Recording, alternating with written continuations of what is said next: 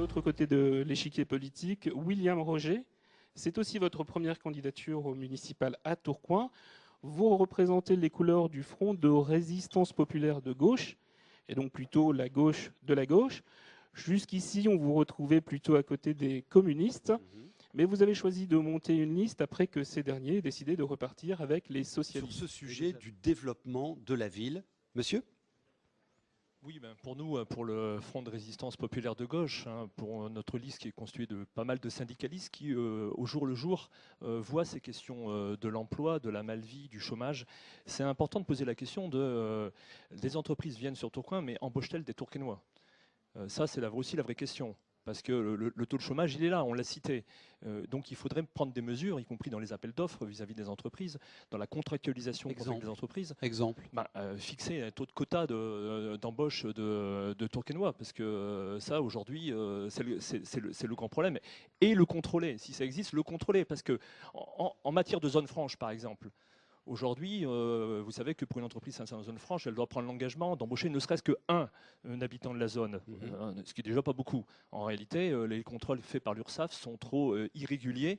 Ils auraient besoin d'être beaucoup plus nombreux, parce que nous avons des exemples de cas où en réalité, dans de petites entreprises, il n'y a plus aucune personne de la zone qui, au bout de 6 mois ou un an. Kipsta va s'installer. Vous leur dites, monsieur Kipsta, sur les 300 emplois que vous allez créer immédiatement, 150 pour les Tourquenois. Oui, mais tout à fait. Aujourd'hui, il y a de plus en plus de mesures qui sont prises dans ce sens-là. Vous savez qu'il y a une loi, dite la loi Florange, qui vient de passer il y a quelques jours. Il y a 3 jours. Qui prend des mesures de plus en plus dures vis-à-vis des entreprises, parce qu'on voit les problèmes industriels qui existent dans ce pays.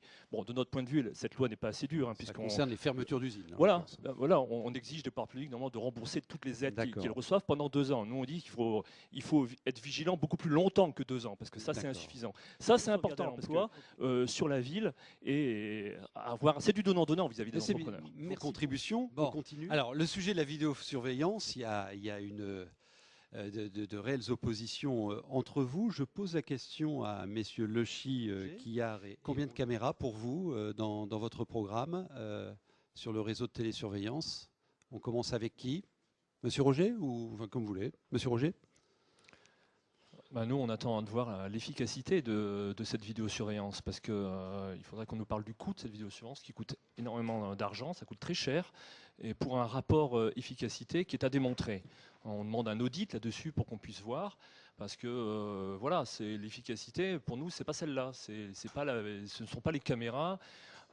Comme quelqu'un le dit dans le reportage, il y a certains lieux auprès des banques, ça peut être encore compréhensible, mais la vidéosurveillance partout, qu'on nous montre l'efficacité. Il faut plus de moyens humains, tout simplement, dans la ville. C'est ça qui prime, plutôt que de mettre quelqu'un derrière une caméra. Alors, combien de personnes, sur quel poste et dans quel quartier? Qu'est-ce que vous prévoyez? Dans tous les quartiers, il faut pas forcément des policiers d'ailleurs. Il faut, même si on sait que des fois on appelle la police, elle met du temps à arriver, mais il faut surtout des médiateurs, il faut des concierges dans les immeubles, il faut des gardiens dans les parcs, il faut des équipes de dissuasion dans les transports publics, toutes sortes de personnes, une police de proximité aussi. C'est ça qui est important. Alors, monsieur Quillard? Oui, moi, maire de Tourcoing, d'abord, je dois dire que j'y crois, parce que c'est vrai que dans ce débat, peut-être à d'autres, on a eu moins la parole, puisqu'on est quand même la petite liste qui monte, mais c'est comme à la présidentielle avec Mélenchon, qui est la personne dont nous réclamons. Merci, nous vous remercions, tout à fait. Mais il y a d'autres sujets sur lesquels on aurait aimé s'exprimer, où vous voyez à quel score Mélenchon avait terminé. Je crois qu'il y a des idées comme ça qui naissent, et on est en train de créer une dynamique importante dans cette campagne, qui, je crois, est important. Moi, maire de Tourcoing, tout simplement, j'exigerai de l'État les surdotations dont la ville de Tourcoing a absolument besoin. Tourcoing est une ville pauvre, 25e ville la plus pauvre parmi les 100 premières plus grandes communes de France. Donc Tourcoing a besoin d'un effort de l'État essentiel. Or, malheureusement, nous avons un maire qui a ses amitiés pourtant auprès du gouvernement, mais la surdotation n'arrive pas.